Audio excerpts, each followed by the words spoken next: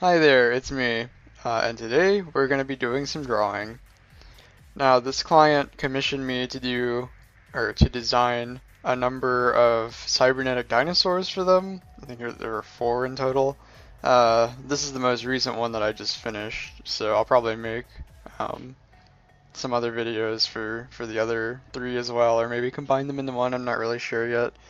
But anywho,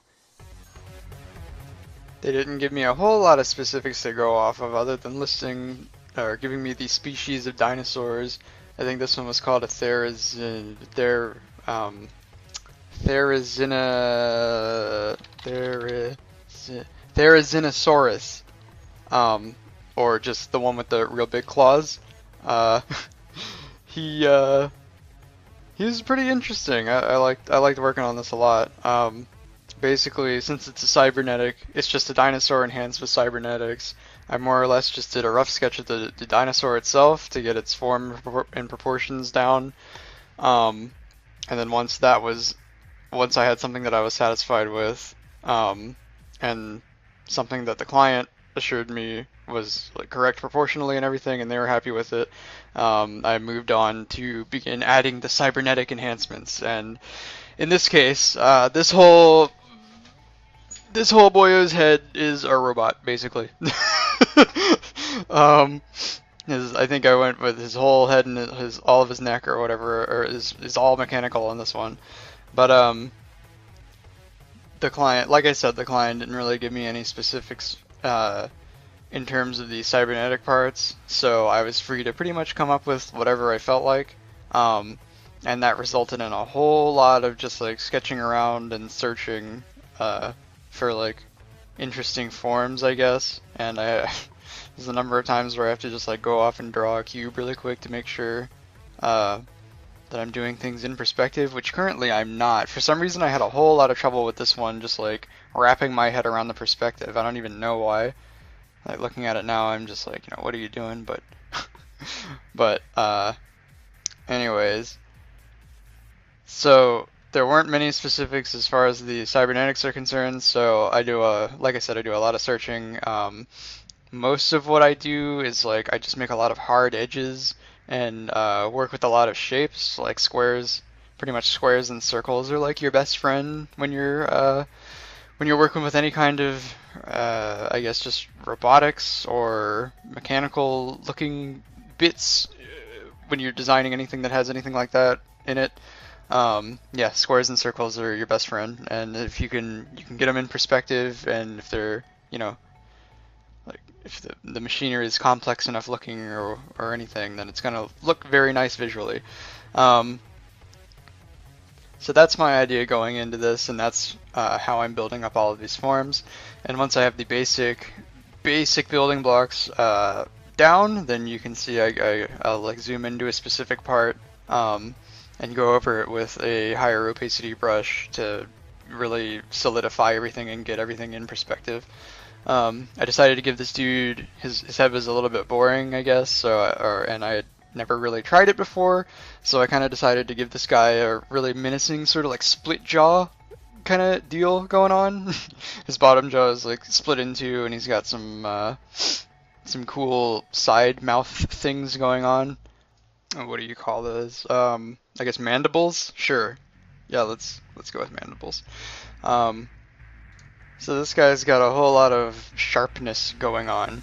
A lot of his features look very jagged and very sharp thus far, and that's kind of something that I was really wanting to go for in the design overall, considering his most notable feature, I guess, would be the massive claws sticking off of his hands. And that's pretty much what the species is most known for, from what I understand.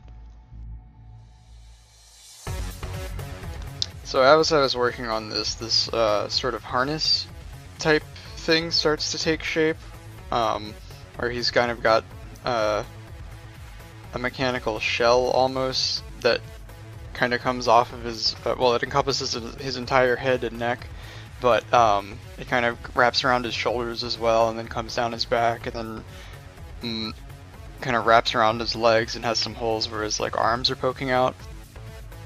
basically I wanted it to kind of flow along with the shape of his body and kind of follow the basic contours of his anatomy, like in terms of his musculature and everything, so that when we transition from cybernetic to organic parts, it's not as much of like, I guess, a harsh sort of difference. And then as soon as I say that, I give him a tail spoiler, of course. But anyways, I like the tail spoiler. I think it's dope, honestly. I think it's super cool. It's very aerodynamic. So with this tail, I was thinking that a lot of the cybernetic parts weren't quite mechanical enough. There wasn't like quite enough detail. So I decided to get really show some like internal elements of that tail, I guess, with like showing the rotator like circle thing that I guess serves as like the pivot point for the rest of his tail, so that it can move like up and down and everything. I just dropped a technical term on you, by the way. I don't know if you noticed that or not. It's definitely called a circle thing. But yes, I definitely wanted to show a lot more detailed mechanical parts, since that was something that this design was lacking for the most part. And like I said, I had already done the other three, and those three had some fairly intricate mechanical things going on with those, so this one needed to match. Anyways, moving on to his hands. Instead of giving this claws, since he's cybernetic, I decided to give him freaking ninja blades. I don't know why that sounded so silly to me when I just said it. But yeah, so I did elect to give him some futuristic-looking blade appendages for his finger claws, and I think they turned out pretty well. I kept with the theme of sort of sharp, jagged angles with them, and added in lots of like cool slanting lines to give the blades an interesting shape, because I really didn't want them to just be kind of like, you know, curved points. I was thinking about giving him actual ninja blade hands at first and just having them be literally katanas growing out of his wrists, but I thought that was way too boring, so I went with this option instead, and I think it looks a lot better. I guess they're actually kind of like just big switch blades that don't really switch that well, because the blade is like way too long to switch up into the part with the hinge. But yeah, they got hinges on them, so he can like wiggle them around or whatever he needs to do with them. Because we all know that the most important action that any cyborg dinosaur needs to be able to perform is to be able to wiggle its fingers at you menacingly. If it can't do that, then I don't know, what's the point? Let's be real.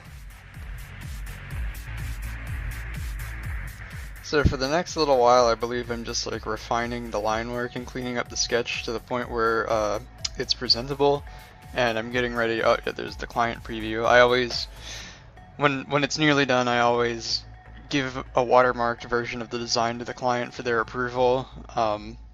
Watermarking it obviously so that they can't just, you know, run away with it without paying me.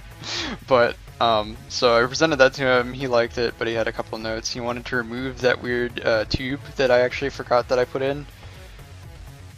And he also wanted me to add an organic eye to the head, because before it was just sort of like a light up there, like mechanical eyes or whatever, but he wanted an organic element to the head, so we added in the organic eye. I redesigned the chest area a little bit and put a nice circle technical device looking thing. We'll call that a technical device. It probably glows, I guess, I don't know. And then I just kind of restructured the harness a little bit so that it doesn't look like trash, and it's more or less done at this point. Here I'm just kind of making it presentable by giving it a silhouette, and then I just play around kind of with what I want to do, figuring out how I want to present it. I kind of remember this thing that I'd seen some other artists do when they present line work, where they just kind of like add in a shape behind it, then punch out the silhouette with white so it looks like really cool. It's got this nice sort of positive and negative space effect going on, and adds a little bit of depth. I don't know, I just think it looks really, really slick. So anyways, that's pretty much it. I just kind of play with this square way too long. I don't know why. It's just a square. But anyways, that's pretty much it for this one. And thank you for watching.